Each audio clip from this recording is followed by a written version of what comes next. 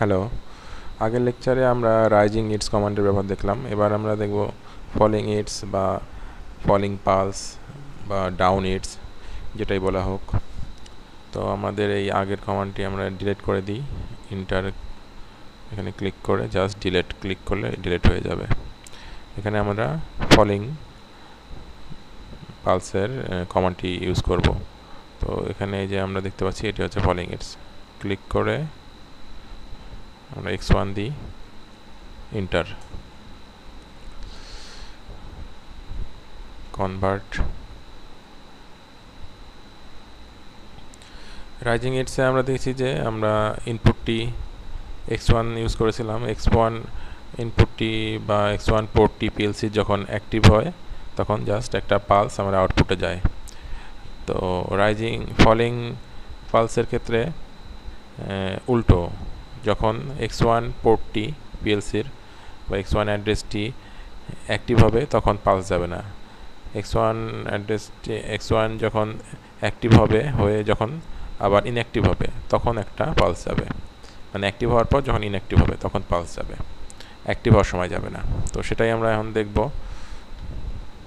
Device test,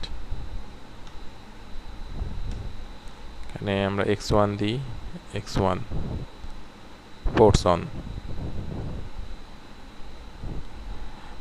করলাম। আমরা দেখতে পাচ্ছি যে কিছু হয়নি আউটপুটে, মানে কোনো পালস যায়নি। এখন এটা যদি ফোর্স অফ করলাম, দেখতে পাচ্ছি ফোর্স অফ করার পর মানে x1 পোর্টটি ইনঅ্যাক্টিভ হওয়ার পর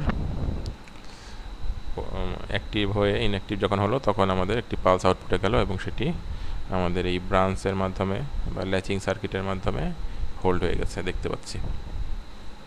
তো এটি হচ্ছে আমাদের ফলিং পালসের ব্যবহার।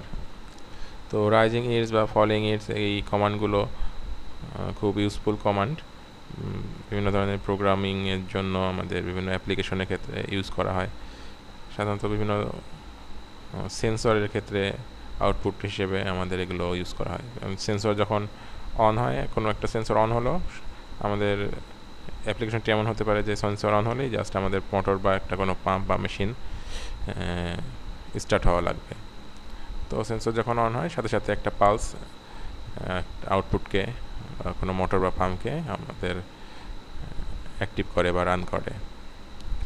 আবার অ্যাপ্লিকেশনটি এমন হতে পারে যে যখন কোনো সেন্সর অন হয়ে যখন অফ হবে তখন আমাদের একটি মোটর বা পাম্প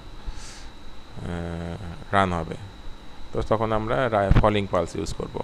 ফলিং পালস ইউজ করলে জাস্ট সেন্সর যখন অ্যাক্টিভ হয়ে আবার ইনঅ্যাক্টিভ হবে, মানে অফ হয়ে যাবে সেন্সরটি, তখন আমাদের কোনো আউটপুট যদি আমরা রান করতে চাই সেখানে আমরা সেই আউটপুটটি ইউজ করতে পারবো। তো আশা করি আপনারা বুঝতে পেরেছেন। ধন্যবাদ সবাইকে।